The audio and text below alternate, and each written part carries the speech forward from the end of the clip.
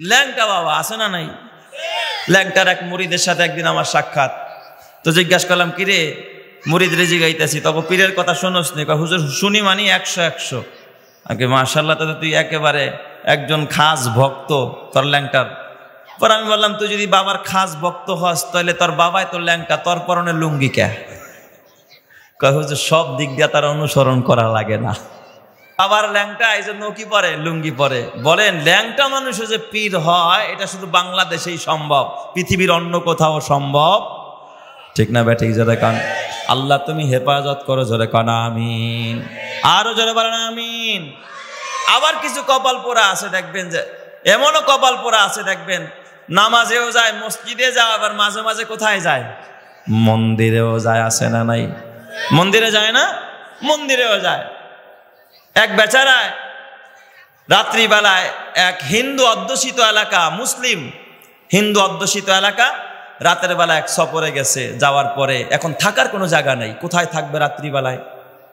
খুঁজতেছে, দেখে পুরা কোনো মুসলিম নাই, মসজিদ নাই, থাকার জায়গা নাই। পরে চিন্তা করলো, যা আজকে হিন্দুর বাড়িতেই যাই। যাই জিজ্ঞাসা করছে, কাকা আমার একটু থাকতে দিবেন? কয় দৌড়ো, আমরা শেখ এগো জায়গা দেই না। হিন্দুর আবার মুসলমানরা কি কয়? শেখ কয়, এই এগো জায়গা দেই না, যা ভাগ।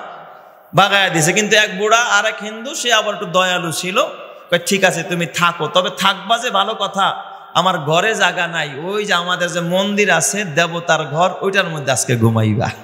থাকতে দিছে কোথায়? মন্দিরের ভিতরে। আর মুসলিম তো জীবনে আরে মূর্তির কাছে জীবনে যায় নাই, যখন সুযোগ পাইছে মন্দিরে থাকতে দিছে, ও করছে কি, কয় আজকে দেখবো মূর্তির কি পরিমাণ ক্ষমতা আর কি। তো এখন রাত্রে শুইতে গিয়া ও শুইছে, শোয়া রাখছে এমন এক জায়গায়, পাও করছে ওই যে মূর্তিতে দুই একটা কাজ করা ও শোয়ানো আছে না, পাও একখান আল্লাহর নাম নিয়ে উড়াই দিছে ওই মূর্তির কান্দের উপরে। এই দিক দিয়া এখন ওই হিন্দু ব্রাহ্মণ সে চিন্তা করতেছে, আয় সুবহানাল্লাহ, আমি যে এই যে মুসলিম শেখরে থাকতে দিলাম আমাদের মন্দিরে, না জানি আবার কোন বেদবি করে ফেলায়। দেখবেন চোরের মন পুলিশ, একটা কথা আছে না? কারণ সে তো জানে যে এ আমাদের মূর্তির সাথে ভালো ব্যবহার করবে না, সে তো মূর্তির পূজা করে না, মূর্তির বিশ্বাস করে না, তো না জানি আবার কোন কি করে ফেলে। আর দেখবেন মানুষ যে যা কল্পনা করে স্বপ্নেও তাই দেখে। আমার মিরপুরে 12 নম্বর থেকে মতিঝিল একটা গাড়ি চড়ে, বিকল্প অটো গাড়ি। তো আমার এক মুসল্লির এক সন্তান, সে আবার ওই গাড়ির সুপারভাইজার আর কি। তো একদিন আমার কাছে আইসা কয়, হুজুর আমার একটা ঠান্ডা তাবিজ দেওয়া যায়? আমি দুরমি, আমি কি তাবিজের ব্যবসা খুলছি নাকি? ওয়াজ করে তো কুল পাই না, আবার তাবিজ দেয় কেমনে? কয় না হুজুর অত বেশি কিছু লাগবে না, একটা ঠান্ডা তাবিজ দেন। আমি কই মিয়া তাবিজ আবার ঠান্ডা কোনটা আর গরম কোনটা? কয় না হুজুর আমার পোলার মাথাটা খুব গরম, আপনি এমন একটা তাবিজ দিবেন যেন আমার মাথাটা ঠান্ডা হয়ে যায়। আমি কই কি করছে? কয় হুজুর রাত্রে বেলা ওই যে পোলায় তো বিকল্প অটো গাড়ির সুপারভাইজার, সারাদিন যে ডাকে ফার্মগেট মতিঝিল, তো রাস্তা দিয়া সারাদিন ডাকে, রাত্রে বেলায় ঘরের ভিতরে রাত 1টা 2টা নাই, ঘুমের মধ্যে আর ফার্মগেট আর মতিঝিলের জ্বালা আমরা ঘুমাইতে পারি না। সারা রাত কি কয় ফার্মগেট আর মতিঝিল ডাকতেই থাকে। হুজুর আপনি এমন একটা তাবিজ দিবেন জানি এই ডাক আর জীবনে না দেয়। তো যেটা বলতেছিলাম, যার ভিতরে যা বা যে যেটা কল্পনা করে স্বপ্নে দেখেও কি তা। তো ওই বেচারায় কল্পনা করছে, না জানি আমার মূর্তির লগে আবার এই শেখে কোন ফাইজলামি করে, যেমন কল্পনা করছে তেমন কাজ। স্বপ্নের মধ্যে দেখতেছে যে দিক দিয়ে ওই ঠ্যাং একটা মূর্তির কান্দে উড়াইয়া দিচ্ছে, আর মূর্তি কইতাছে তুই কারে জায়গা দিছ, সে তো আমার অপমান করে শেষ, তোর খবর আছে। ও করছে কি তাড়াতাড়ি দরজা মিললা, ঠিকই যায় দেখে মন্দিরের ঘরে জানালা দিয়া তাকায়া দেখে যে শেখে মুসলিম মূর্তির উপর কি উঠাই দিছে, পা উঠাই দিছে। তাড়াতাড়ি পাও নামাও, এটা আমাকে দেবতা, এটার পূজা করি, তাড়াতাড়ি পাও নামাও, ধ্বংস হয়ে যাইবা। পাও নামাই দিছে, খবরদার এটার উপর আর পাও উঠাও দিবা না। কিন্তু আবার পাও নামাই দিয়ে আইসা আবার শুইছে, কিন্তু কয় যে একবার উড়াইতে পারছে তো আরেকবারও দিতে পারে। আবারও কল্পনা, না জানি এবার কি করে। ইয়াউমা লা ইয়ানফাউ মালু ওয়ালা বানুন ইল্লা মান আতাল্লাহা বিকলবিন সালিম। এই আয়াতের অর্থ হলো কিয়ামতের ময়দানে কারো মাল এবং কারো আওলাদ কোনো উপকারে আসবে না। আপনার মাল কিয়ামতের ময়দানে কোনো উপকারে আসবে না। আপনার সন্তান, যেই সন্তানের জন্য আপনার এত মেহনত, এই সন্তানও কিয়ামতের ময়দানে কোনো উপকারে আসবে না। ইল্লা মান আতাল্লাহা বিকলবিন সালিম, তবে যদি কেউ সুস্থ দিল নিয়া রবের আদালতে দাঁড়াইতে পারে, অসুস্থ দিল না, কি দিল, সুস্থ দিল নিয়ে যদি কেউ আগমন করতে পারে, কলবে সালিম নিয়ে আগমন করতে পারে। এই কলবে সালিমের অনেকগুলো ব্যাখ্যা। তার মানে একেবারে শিরক মুক্ত ঈমান, এক রিয়া মুক্ত ঈমান, তারপরে শিরক মুক্ত আপনার সমস্ত আমল সে করে রিয়া মুক্ত ভাবে, ইখলাসের সাথে, এবং যার মালও কামাই করছে হালাল পন্থায়, ব্যয়ও করেছে হালাল জায়গায়, সন্তানকেও দিন শিক্ষা দিছে, তাহলে ওই মানুষটা মরতে দেরি হবে, তার মালও তার উপকারে আসতে দেরি হবে না, তার সন্তানও উপকারে আসতে দেরি হবে না। এই মাল আর সন্তান তারে খোদার জান্নাতে নিয়ে যাবে। সুবহানাল্লাহ। আর যদি আল্লাহর সন্তুষ্টি মতো জান আর মাল কেউ পরিচালনা না করে, সন্তান কেউ পরিচালিত না করে, হাসরের ময়দানে এই জানও কাজে আসবে না, মালও কাজে আসবে না। কেউ আওয়াজ না করি ভাই, কথা না বলি, শব্দের কারণে কথা বলতে কষ্ট হয়। খেয়াল করেন সবাই আমার দিকে। আপনারা এখানে এসে খুশি না বেজার? একটু তাকবীর দেন তো সবাই। নারায়ে তাকবীর, নারায়ে তাকবীর। কোরআন সুন্নাহর আলো, উলামায়ে কেরাম যেখানে, ওয়াজ মাহফিল যেখানে, নাচানাচি যেখানে, গান বাজনা যেখানে, মাশাআল্লাহ, আল্লাহ কবুল করুক, জোরে কানা আমিন। ভাই একটু আওয়াজ বন্ধ করি, বাচ্চারা একটু শব্দ বন্ধ করি। এটা জান্নাতের বাগান, জান্নাতি পরিবেশ, কোনো সার্কাস তো না যে হই হুল্লার করতে হবে। এটা তো দিনী মজমা, তাই না? আল্লাহ তাআলা আমাদের সকলকে জান্নাতি বানায় দেন, জোরে কানা আমিন। তো এখানে আমাদের একটা বিষয় বোঝা দরকার, আল্লাহ তাআলা কাস্টমার, নিজে কিনছে, আল্লাহ ক্রেতা, আমরা হইলাম বিক্রেতা। আল্লাহ তাআলা এই বেচা কিনা করছে কাদের সাথে? মিনাল মুমিনিন। ইন্নাল্লাহা আশতারা মিনাল মুমিনিনা আনফুসাহুম ওয়া আমওয়ালাহুম বিআন্না লাহুমুল জান্নাহ। আল্লাহ ঈমানদারের কাছ থেকে কিনছে জান আর মাল। যার কাছে মাল বেশি তার মাল নিছে আল্লাহ, তা না। আমরা কিন্তু কিছু কিনতে গেলে যেই দোকানে মাল বেশি ওই দোকানে কাস্টমার যায় বড় দোকান, কয়টা পাইকারি দোকান, হোলসেল দেয়। অথচ অনেক সময় দেখবেন তারা আরো গলা কাটে, ঠিক না ভাই? ঠিক। এমন অনেক সময়, সবাই না, কিছু কিছু আসে না, নাই, সুযোগ পায় একেবারে শেষ করে ফেলায়। আল্লাহ কিন্তু যার মাল বেশি তার মাল বেচা বেচা কিনছে। আমরা তো মালদার পার্টির কাছে যাই, মালদার পার্টির পিছনে পিছনে ঘুরি, হয়তো কেনার জন্য ঘুরি অথবা ফাও নেওয়ার জন্য ঘুরি। আল্লাহ কিন্তু কোনো বেঈমানের মাল কেনে নাই। কারুনের মাল কম না বেশি? আরো জোরে কোন।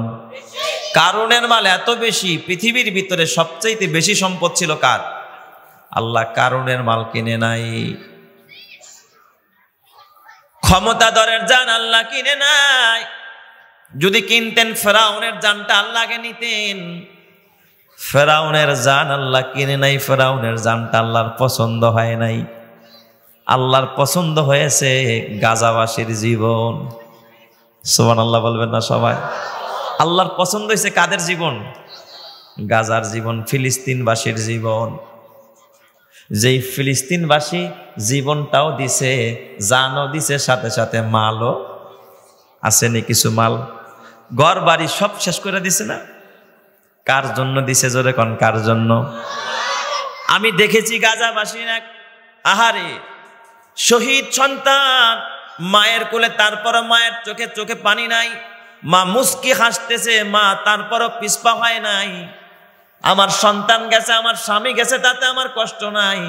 যদি আমার আল্লাহ আমার প্রতি রাজি হয়ে যায়, আমি তো এই জানের বিনিময়, এই মালের বিনিময় আমি রাজি করতে চাই একমাত্র যাকে, তিনি কে? তো ইমানদার তো তার জান অকপটে দিয়ে দিবে একজনকে। ওই আল্লাহ যদি রাজি হয়ে যায়, এই রকমের জানের কোনো পরোয়া করে না। আল্লাহ যদি রাজি হয়ে যায়, মালেরও পরোয়া করে না, ঘরেরও পরোয়া করে না, কিচ্ছুর পরোয়া করে না। যার আছে রব, তার আছে, ঠিক না বে? ঠিক। তো আল্লাহ তাআলা যদি ওই রকমের মালদারের মাল পছন্দ করতে, তাই তো আল্লাহ সবসময় ওই কানাডাবাসী আর জাপানবাসী আর আমেরিকাবাসীর সম্পদ বেশি পছন্দ করত, ঠিক না ব্যাঠিক যে দেখুন। আল্লাহ আবু জেহেলের জান পছন্দ করে নাই, ফেরাউনেরটা পছন্দ করে নাই, নমরুদেরটা পছন্দ করে নাই, হামানেরটা পছন্দ করে নাই, কারুনেরটা পছন্দ করে নাই। আল্লাহ পছন্দ করছে হযরতে বেলালে হাফসির জীবন। সুবহানাল্লাহ জোরে কোন সবাই। যেই বেলালের পেটেও ভাত নাই, পিঠেও কাপড় নাই। এই জন্য আমার আল্লাহ শুধুমাত্র ইমানদার সাধারণ মানুষের জান কিনছে তা না, নবীদের জানও কিনছে কে? আরো জোরে বলেন কে? এই জন্য আমার আল্লাহ তার নবীকে দিয়া বলায়, হে নবী আপনি বলেন, কুল ইন্না সলাতি ওয়া নুসুকি ওয়া মাহইয়ায়া ওয়া মামাতি লিল্লাহি রাব্বিল আলামিন। আল্লাহ ডাক দিয়া কয়, নবী আমার বলেন, কুল হে নবী আমার বলেন, ইন্না সলাতি আমার নামাজ, ওয়া নুসুকি আমার কুরবানি, ওয়া মাহইয়ায়া আমার জীবন, ওয়া মামাতি আমার মরণ, লিল্লাহি রাব্বিল আলামিন। বলেন তো সব কিছু নবীর সঁপে দিয়েছেন যাকে, তিনি কে? নবীর জীবন, যৌবন, অর্থ সম্পদ সব কিছু অর্পণ করে দিয়েছেন যার হাতে, তিনি কে? আল্লাহর হাতে। আল্লাহ নবীরে বলছেন, নবী আপনি বলেন যে আমার জীবন, আমার মরণ, আমার নামাজ, আমার কোরবানি সব কার? তো নবী যদি তার সবকিছু আল্লাহরে দিয়ে দিতে পারে, তাহলে আপনার আমার সবকিছুর মালিক কে? আমার জীবন, আমার মরণ, আমার জিন্দেগি, আমার জীবন, আমার মরণ, আমার জিন্দেগি। ইয়া ইলাহি কবুল কর আমার বন্দেগি, আমার জীবন, আমার মরণ, আমার জিন্দেগি, আমার জীবন, আমার মরণ, আমার জিন্দেগি। ইয়া ইলাহি, ইয়া ইলাহি কবুল কর আমার বন্দেগি, আমার জীবন, আমার মরণ, আমার বন্দেগি। আমি যে প্রভু অতি অসহায়, নিরাশ্রয় দুর্বল, নিরাশ্রয় দুর্বল, তুমি শুধু পারো দিতে শক্তি ও সম্বল, শক্তি ও সম্বল। তাই দয়াময় করো আমায়, তাই দয়াময় করো আমায় দিনের অনুরাগী। আমার জীবন, আমার মরণ, আমার জিন্দেগি, আমার জীবন, আমার মরণ, আমার জিন্দেগি। ইয়া ইলাহি, ইয়া ইলাহি কবুল কর আমার বন্দেগি, আমার জীবন, আমার মরণ, আমার জিন্দেগি। জোরে জোরে কন আমিন। আমার জীবন, আমার মরণ, আমার ধন সম্পদ সব কিছুর মালিক যিনি, তিনি কে? বিনিময় আল্লাহ তাআলা এই জান আর মালের বিনিময় আল্লাহ দিবেন যেই জিনিসের নাম কি বলেন তো? জান্নাত। বিনিময় আল্লাহ কি দিবে? জান্নাত। আল্লাহ যদি বলে আমি জান আর মালের বিনিময় জান্নাত দিব, ওই জান্নাত পাওয়াতে কোনো সন্দেহ আছে? আল্লাহ তাআলার রাসূল এই জমিনের ভিতরে আশারায়ে মুবাশশারা 10 জন সাহাবীকে জান্নাতের সুসংবাদ দিছে। এই 10 জন সাহাবী যে জান্নাতে যাবে কোনো সন্দেহ আছে? আরো জোরে কোন সন্দেহ আছে? শুধু সাহাবায়ে কেরাম, আরে রাসূল যে সাহাবীদেরকে জান্নাতের সুসংবাদ দিছে তা না, মাঝে মাঝে সাহাবায়ে কেরামও অনেকের ব্যাপারে বলছে লোকটা জান্নাতি, আর ওই লোকটার আল্লাহ জান্নাতি বানায়া দিছে। সুবহানাল্লাহ। এমনও বুজুর্গানের দিন আছে যাদের জবান দিয়া বলছে লোকটা জান্নাতি, তারেও জান্নাত দিছে কে? লাউ আকসামা আলাল্লাহ লা আবাররা।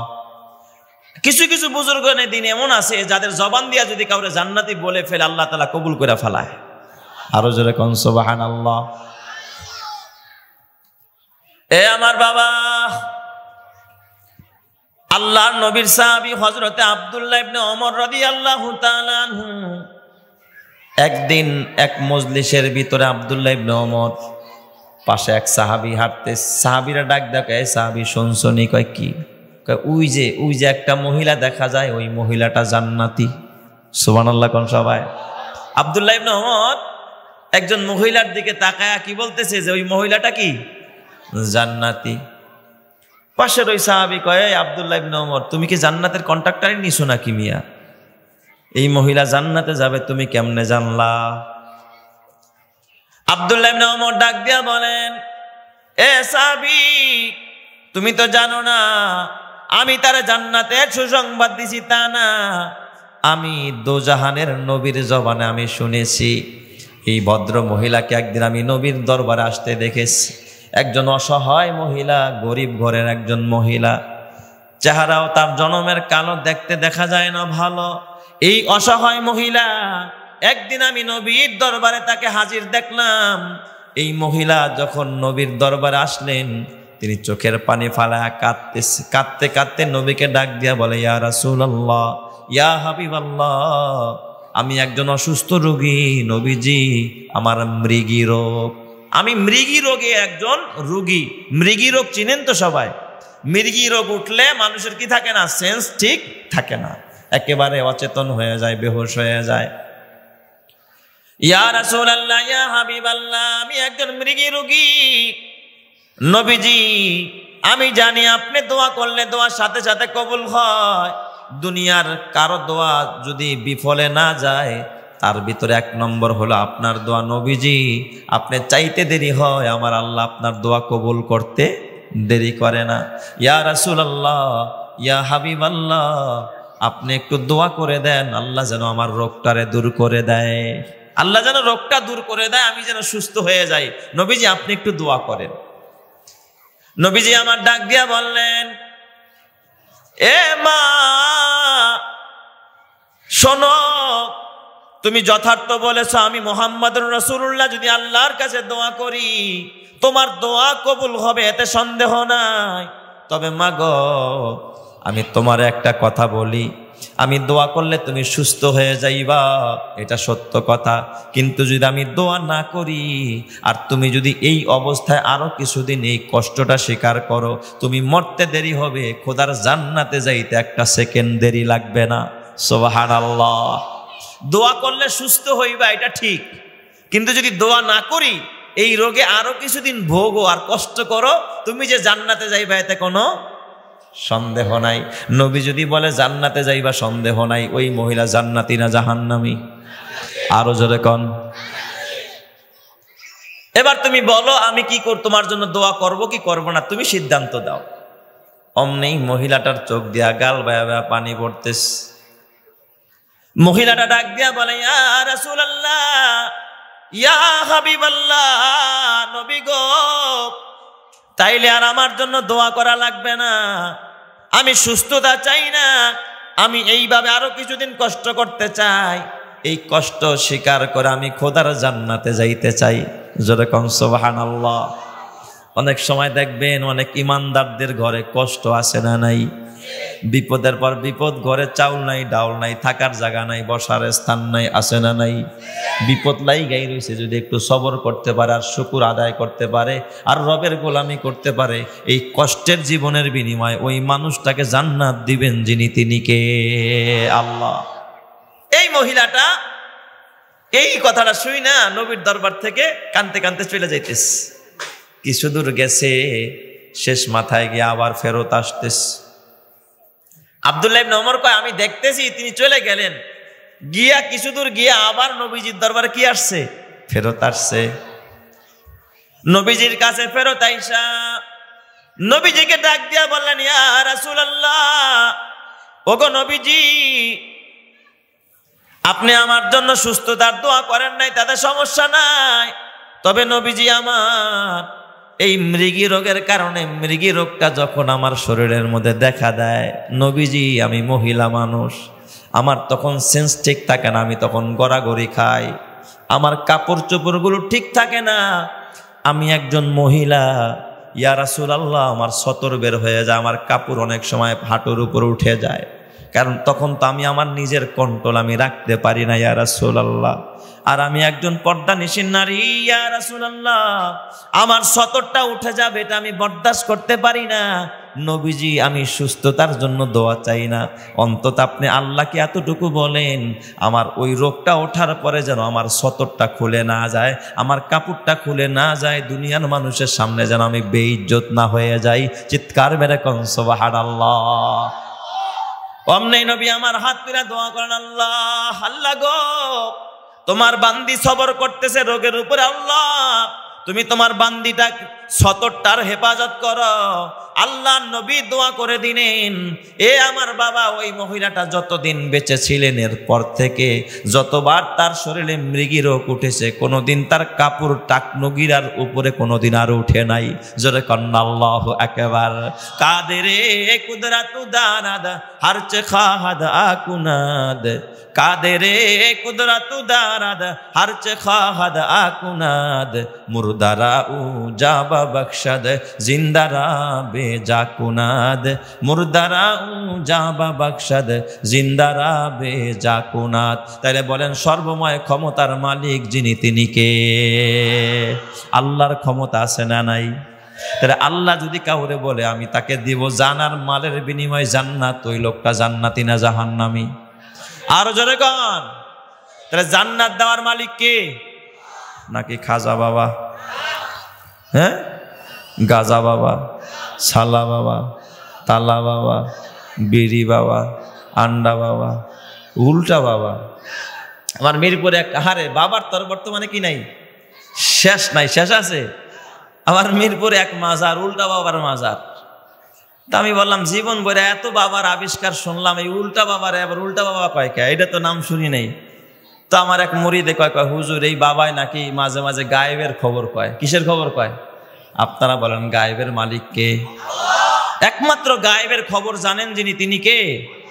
আল্লাহ তার নবীকে কয় কুল্লা ইয়ালামু মান ফিস সামাওয়াতি ওয়াল আরদিল গায়বা ইল্লাল্লাহ।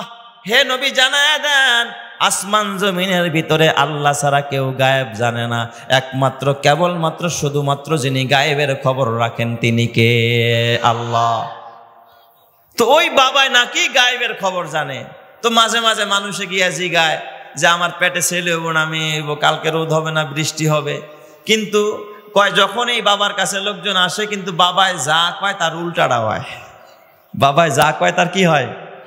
যদি কয় ছেলে হয় কি, যদি কয় মেয়ে হয় কি, এই জন্য তার নামেই ফালাইছে উল্টা বাবা। বুঝছেন? এইটা হলো তার ওয়াজে তাসমিয়া, উল্টা বাবা বলার কারণ। এই জন্য তার নাম পড়ছে কি? এই মিরপুর পূর্বী সিনেমা হলের অপর পাশেই, হ্যাঁ, বিহারি ক্যাম্পের পাশেই তার ওখানে উল্টা বাবার একটা মাজার আছে। যদি কেউ এই রোডে যান, কালসি রোডে, তা খবর নিতে পারবেন, উল্টা বাবার মাজার। তো এই যে আমাদের হালাত, ল্যাংটা বাবা আছে না নাই? ল্যাংটার এক মুরিদের সাথে একদিন আমার সাক্ষাৎ। তো জিজ্ঞাসা করলাম কিরে মুরিদ রেজি গাইতেছি, তখন পীরের কথা শোনোস নি? হুজুর শুনি মানি 100 আগে। মাশাআল্লাহ, তো তুই একেবারে একজন খাস ভক্ত তোর ল্যাংটার। পর আমি বললাম তুই যদি বাবার খাস ভক্ত হস তাহলে তোর বাবাই তোর ল্যাংটা, তোর পরনে লুঙ্গি কে? কয় হুজুর সব দিক দিয়ে তার অনুসরণ করা লাগে না, বাবার ল্যাংটা এই জন্য কি পরে? লুঙ্গি পরে। বলেন ল্যাংটা মানুষ যে পীর হয় এটা শুধু বাংলাদেশেই সম্ভব, পৃথিবীর অন্য কোথাও সম্ভব ঠিক না? ব্যাঠিক জোরে কান। আল্লাহ তুমি হেফাজত করো, জোরে কান আমিন। আরো জোরে বলেন আমিন।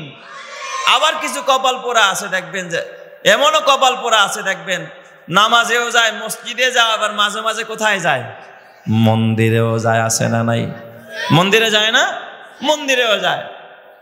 এক বেচারায় রাত্রিবেলায় এক হিন্দু অধ্যুষিত এলাকা, মুসলিম হিন্দু অধ্যুষিত এলাকা, রাতের বেলা এক সফরে গেছে। যাওয়ার পরে এখন থাকার কোনো জায়গা নাই, কোথায় থাকবে রাত্রিবেলায়? খুঁজতেছে খুঁজতেছে, দেখে পুরা কোনো মুসলিম নাই, মসজিদ নাই, থাকার জায়গা নাই। পরে চিন্তা করলো যা আজকে হিন্দুর বাড়িতেই যাই, যাই জিজ্ঞাসা করছে কাকা আমার একটু থাকতে দিবেন? কয় দৌড়ো, আমরা শেখ এগো জায়গা দেই না। হিন্দুর আবার মুসলমানরা কি কয়? শেখ কয়, এই এগো জায়গা দেই না, যা ভাগ। বাগায় দিছে। কিন্তু এক বুড়া আর এক হিন্দু, সে আবার একটু দয়ালু ছিল, কয় ঠিক আছে তুমি থাকো, তবে থাকবা যে ভালো কথা, আমার ঘরে জায়গা নাই, ওই যে আমাদের যে মন্দির আছে দেবতার ঘর, ওইটার মধ্যে আজকে ঘুমাইবা। থাকতে দিছে কোথায়? মন্দিরের ভিতরে। আর মুসলিম তো জীবনে আরে মূর্তির কাছে জীবনে যায় নাই, যখন সুযোগ পাইছে মন্দিরে থাকতে দিছে, ও করছে কি কয় আজকে দেখবো মূর্তির কি পরিমাণ ক্ষমতা আর কি। তো এখন রাত্রে শুইতে গিয়া ও শুইছে, শোয়া রাখছে এমন এক জায়গায়, পাও করছে ওই যে মূর্তিতে দুই একটা কাজ করা ও শোয়ানো আছে না, পাও একখান আল্লাহর নাম নিয়ে উড়াই দিছে ওই মূর্তির কান্দের উপরে। এই দিক দিয়া এখন ওই হিন্দু ব্রাহ্মণ সে চিন্তা করতেছে, আয় সুবহানাল্লাহ, আমি যে এই যে মুসলিম শেখরে থাকতে দিলাম আমাদের মন্দিরে, না জানি আবার কোন বেদবি করে ফেলায়। দেখবেন চোরের মন পুলিশ পুলিশ, একটা কথা আছে না? কারণ সে তো জানে যে এ আমাদের মূর্তির সাথে ভালো ব্যবহার করবে না, সে তো মূর্তির পূজা করে না, মূর্তির বিশ্বাস করে না, তো না জানি আবার কোন কি করে ফেলে। আর দেখবেন মানুষ যে যা কল্পনা করে স্বপ্নেও তাই দেখে। আমার মিরপুরে 12 নম্বর থেকে মতিঝিলে একটা গাড়ি চড়ে, বিকল্প অটো গাড়ি। তো আমার এক মুসল্লির এক সন্তান, সে আবার ওই গাড়ির সুপারভাইজার আর কি। তো একদিন আমার কাছে আইসা কয়, হুজুর আমার একটা ঠান্ডা তাবিজ দেওয়া যায়। আমি দূরমি, আমি কি তাবিজের ব্যবসা খুলছি নাকি? ওয়াজ করে তো কুল পাই না, আবার তাবিজ দেয় কেমনে? কয় না হুজুর অত বেশি কিছু লাগবে না, একটা ঠান্ডা তাবিজ দেন। আমি কই মিয়া তাবিজ আবার ঠান্ডা কোনটা আর গরম কোনটা?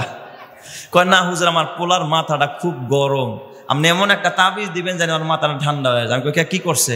কয় হুজুর রাত্রে বেলা ওই যে পোলায় তো বিকল্প অটো গাড়ির সুপারভাইজার, সারাদিন যে ডাকে ফার্মগেট মতিঝিল ফার্মগেট মতিঝিল, তো রাস্তা দিয়া সারাদিন ডাকে, রাত্রে বেলায় ঘরের ভিতরে রাত 1টা 2টা নাই ঘুমের মধ্যে, আর ফার্মগেট আর মতিঝিলের জ্বালা আমরা ঘুমাইতে পারি না। সারা রাত কি কয় ফার্মগেট আর মতিঝিল ডাকতেই থাকে। হুজুর আপনি এমন একটা তাবিজ দিবেন জানি এই ডাক আর জীবনে না দেয়। তো যেটা বলতেছিলাম, যার ভিতরে যা বা যে যেটা কল্পনা করে স্বপ্নে দেখেও কি তা। তো ওই বেচারায় কল্পনা করছে না জানি আমার মূর্তির লগে আবার এই শেখে কোন ফাইজলামি করে, যেমন কল্পনা করছে তেমন কাজ। স্বপ্নের মধ্যে দেখতেছে যে দিক দিয়ে ওই ঠ্যাং একটা মূর্তির কান্দে উড়াইয়া দিচ্ছে, আর মূর্তি কইতাছে তুই কারে জায়গা দিছ, সে তো আমার অপমান করে শেষ, তোর খবর আছে। ও করছে কি তাড়াতাড়ি দরজা মিললা, ঠিকই যায় দেখে মন্দিরের ঘরে জানালা দিয়ে তাকায়া দেখে যে শেখে মুসলিম মূর্তির উপরে কি উঠাই দিছে, পা উঠাই দিছে। তাড়াতাড়ি পাও নামাও, এটা আমাকে দেবতা, এটার পূজা করি, তাড়াতাড়ি পাও নামাও, ধ্বংস হয়ে যাইবা। পাও নামাই দিছে, খবরদার এটার উপর আর পাউঠাও দিবা না। কিন্তু আবার পাও নামাই দিয়ে আইসা আবার শুইছে, কিন্তু কয় যে একবার উড়াইতে পারছে তো আরেকবারও দিতে পারে। আবারও কল্পনা, না জানি এবার কি করে। তো মুসলিমা মা কয় চিন্তা করে যায়, এবার তো একবার এক পাও দিছিলাম, এবার করছি কি পাও 2টা টান করে দোনোটাই দিয়ে দিছে কান্দের, 2 কান্দের উপরে। কিছুক্ষণ পর ওর স্বপ্ন দেখে, কয় তোরে কিন্তু ধ্বংস করে এলাম। ওই যে কল্পনা করছে, দেখে যে ওর মূর্তি ওর স্বপ্নের মধ্যে যেমন কল্পনা করছে তেমন স্বপ্ন দেখতেছে, কইতেছে তার সব ধ্বংস করে এলাম। ওর ঘুম ভাঙছে, ঘুম ভাঙার পরে ও মনে মনে কয় যে মূর্তি আমারে কইতাছে যে পাও দেওয়ার কারণে আমারে ধ্বংস করে লাইব, তাহলে যে পাও দিছে আর পাও দিয়ে সরাইতে পারে না। সুবহানাল্লাহ বলবেন না সবাই? ওর যদি এতই পাওয়ার, আমার বংশ শুদ্ধা ধ্বংস করার এতই ক্ষমতা থাকে, তাহলে যে পাও দিছে হ্যারে ধ্বংস করে না কে? কথা ঠিক না ঠিক যেটা কা জাউফাত তালিবু ওয়াল মাতলুব। এই মূর্তির পূজা যারা করে তারাও দুর্বল, আর যার পূজা করে সেও কি দুর্বল। ঠিক না ঠিক? আমাদের আল্লাহ কি দুর্বল নাকি? তাহলে বলেন আমার আল্লাহ যত বড়, আল্লাহর দেওয়াটাও তত বড়। ঠিক না ব্যাটিক যারা কান?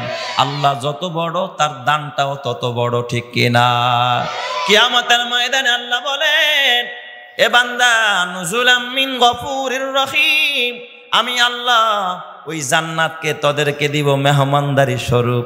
বলেন তো মেহমান, মেজবান যত বড় হয় তার মেহমানদারিও তত বড় হয়। ঠিক না ঠিক? মেজবান যত ছোট হয় তার মেহমানদারিও তত ছোট হয়। আমার আল্লাহ যত বড় তার বানানো জান্নাতও তত বড়। জোরে কন্না আল্লাহু আকবার। তাহলে আমার আল্লাহ যদি জান আর মালের বিনিময়ে জান্নাত দিতে চায়, তাহলে বলেন ওই জান্নাত বড় না ছোট? এ মুসলমান, খুব ভালো করে বুঝো মুসলমান, শুধুমাত্র সাহাবায়ে কেরামের কথা নয়, শুধুমাত্র আমার আল্লাহর কথা নয়, তাফসীরের কিতাবের ভিতরে লেখে, এ বাবা খুতুবাতের কিতাবের মধ্যে লেখে, কারি তৈয়ব সাহেব রহমাতুল্লাহ আলাইহি হাকিমুল ইসলাম, কারি তৈয়ব সাহেব রহমাতুল্লাহ আলাইহি খুতুবাতে হাকিমুল ইসলামের মধ্যে লিখেছে, এ আমার বাবা হযরতে বাদশাহ হারুনুর রশিদ রহমাতুল্লাহ আলাইহির নাম শুনছেন না আপনারা? এই বাদশাহ হারুনুর রশিদ রহমাতুল্লাহ আলাইহি যদিও একজন বাদশাহ, কিন্তু বড় আল্লাহওয়ালা বাদশাহ, জোরে কোন সুবহানাল্লাহ। বাদশাহ হারুনুর রশিদের নাম শুনলে আমরা কি বলি? রহমাতুল্লাহি আলাইহি। এমনি ভাবে বাদশাহ আলমগীরের নাম শুনলে আমরা কি বলি? আলমগীর রহমাতুল্লাহি আলাইহি। আলমগীর রহমাতুল্লাহ আলাইহিকে বলা হয় জিন্দা পীর বাদশাহ আলমগীর, জোরে কোন সুবহানাল্লাহ।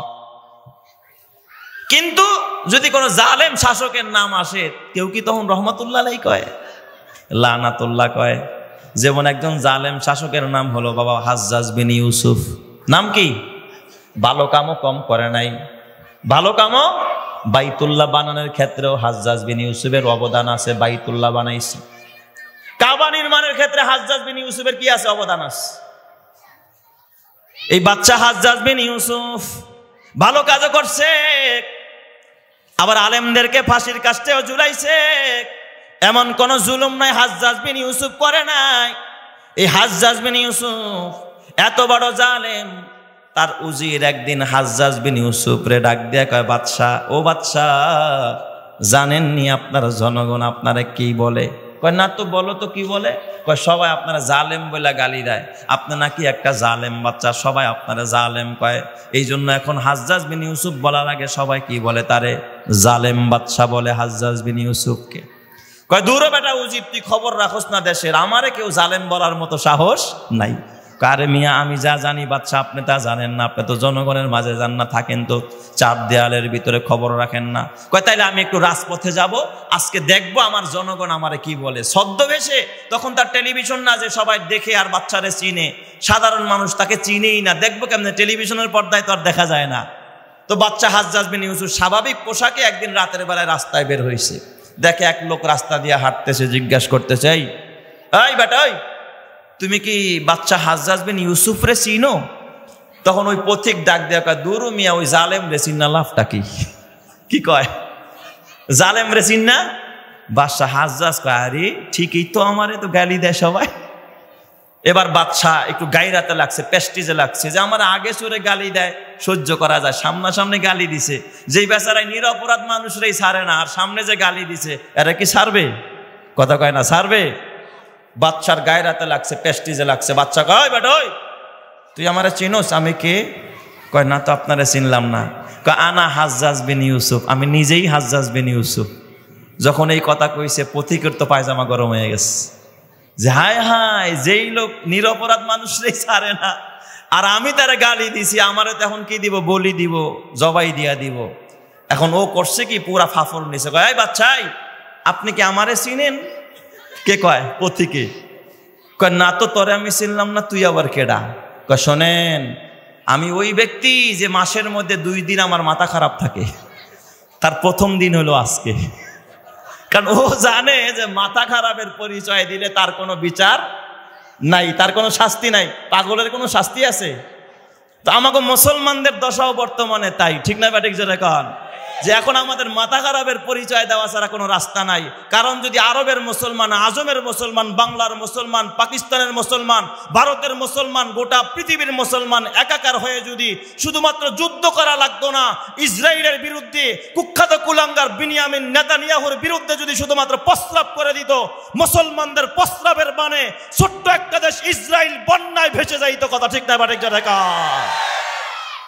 কিন্তু এতটুক একত্রিত হয়ে হিম্মত করে কথা বলার মতো সাহস আমাদের মুসলিম দেশগুলোর, ঠিক না ব্যাঠিক? যেটা কান। তাহলে আমাদেরও তো এখন পাগল বলা ছাড়া, পাগল পরিচয় দেওয়া ছাড়া কোনো রাস্তা নাই। আল্লাহ তুমি হেফাজত করো, জোরে কান আমিন। ভাই একটু পারলে বসেন, জান্নাতের বাগান, বসলেই গুনাহ মাফ হয়ে যাবে। 2 মিনিট পর চলে যাবেন, সমস্যা নাই, আপত্তি নাই। একটু করজোর, একটু ভিতরে আসেন, লা ইলাহা ইল্লাল্লাহ, আসেন। আর আপনারা একটু সামনে চাপ দেন ভাই, যারা ভিতরে আছেন, শীতেই তো, শীতের মধ্যে একটু সামনে চাপ দেন, যে সামনে আসলেন সে যেন জান্নাতের দিকে আগাইলেন। এটা জান্নাতের বাগান, সে যেন জান্নাতের দিকে আগাইলেন, যে সামনের দিকে আসলেন। হরকত করলেই বরকত হবে ইনশাআল্লাহ। লা ইলাহা ইল্লাল্লাহ, লা ইলাহা। আসেন সামনে আসেন ভাই, আসেন। যারা দাঁড়িয়ে আছেন যুবক ভাইরা একটু বসে পড়ি ভাই, বসে পড়ি। লা ইলাহা ইল্লাল্লাহ, লা ইলাহা ইল্লাল্লাহ, লা ইলাহা। আসমানে আল্লাহ, জমিনে আল্লাহ, আসমানে আল্লাহ, জমিনে আল্লাহ, হায়াতে আল্লাহ, মৌতে আল্লাহ, লা ইলাহা ইল্লাল্লাহ। জোরে লা ইলাহা।